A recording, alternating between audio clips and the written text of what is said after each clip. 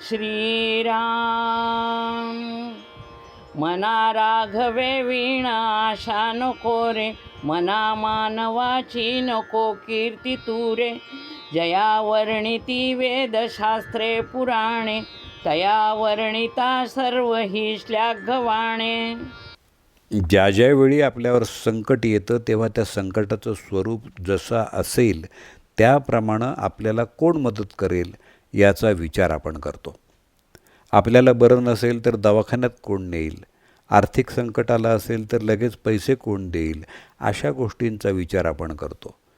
तेव्हा आपल्याला मदत करणाऱ्या माणसाची प्रसंगी आपण खोटी स्तुतीसुद्धा करतो. समर्थ सांगतात, व्यावहारिक आयुष्यामध्ये तू सर्वांशी प्रेमानं वाग, पण मदतीला कोणत्या तरी रूपानं परमेश्वर येणार आहे याची मात्र खात्री बाळग. आयुष्यात पैसे लागले तर ते व्याजानं मिळतील, पण परमेश्वराची साथ हवी असेल तर त्याची भक्तीच करावी लागते आणि भरवसा ठेवायचा असेल तर तो भगवंतावरच ठेवावा लागतो. मात्र प्रापंचिक सुखाची साधनं ईश्वराकडं मागणं म्हणजे ईश्वराची आशा न धरण्यासारखं आहे. प्रभू रामचंद्रांची स्तुती कर असं म्हणणं म्हणजे माणसाची स्तुती तू करू नकोस हा नियम ओघानच येतो. माणसं श्रीमंताची, प्रतिष्ठित माणसांची, सत्तेवर असणाऱ्यांची स्तुती करतात, कारण स्वतःचा फायदा करण्यासाठी त्यांना संतुष्ट करणं गरजेचं आहे हे मर्म त्यांना माहिती असतं.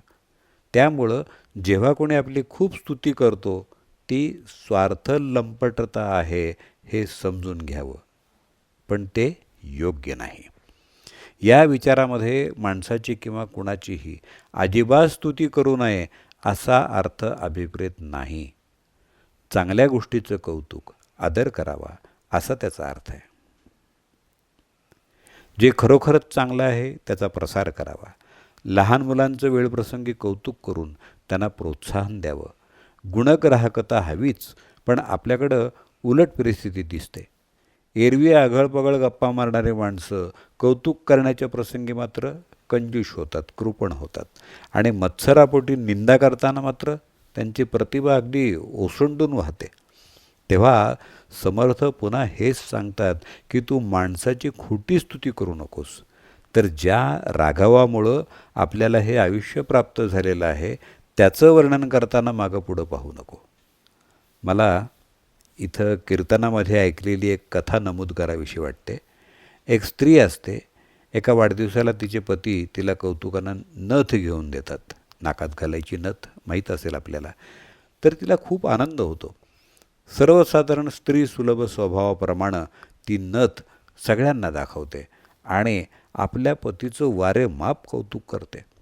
नथ आणि तिचं कौतुक चालू असताना एक साधू महाराज तिथे येतात.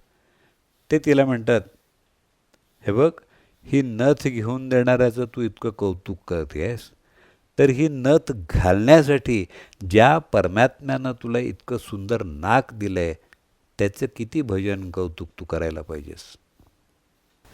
इथं इतकंच सांगायचं आहे की पतीचं कौतुक कर, पण त्याचबरोबर वेदशास्त्र पुराणं ज्या भगवंताचं वर्णन करतात त्याची तू स्तुती कर. वासना, चिंता या गोष्टी अशा आहेत की सोडा म्हटल्यानं त्या सुटत नाहीत. मग वासना, प्रेम धरायचंच असेल तर ते भगवंताचं धर.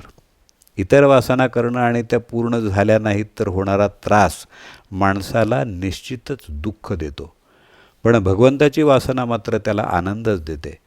मग सज्जनांचं, संतांचं, पर्यायानं परमेश्वराचं नित्य भजन आणि कीर्तन करावं. त्यामुळं आपल्यावर चांगले संस्कार घडतील.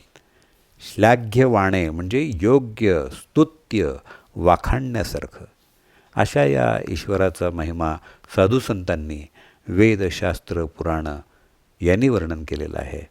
त्याचं गुणगान गायलेलं आहे. ईश्वराचं दर्शन कसं प्राप्त करावं आणि आपल्या गुरूंचं गुणगान कसं गावं याचं मार्गदर्शन या वेदशास्त्रावरून समजतं. खरोखर माणसाची स्तुती करावी असे किती गुण माणसात असतात.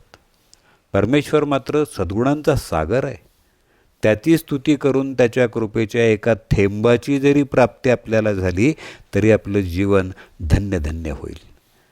अशा प्रकारे समर्थ सांगतात की दुर्गुणाचे लवलेश नसलेल्या सर्व गुणांचा आगर असणारा जो प्रभू रामचंद्र परमात्मा परमेश्वर आहे त्याची स्तुती कर, त्याचं स्मरण कर आणि त्यामध्ये आपल्या आयुष्यातील सुंदर क्षण व्यतीत कर. जय जय रघुवीर समर्थ. मना राघवे वेण आशा नको रे, मना मानवाची नको कीर्ती तुरे.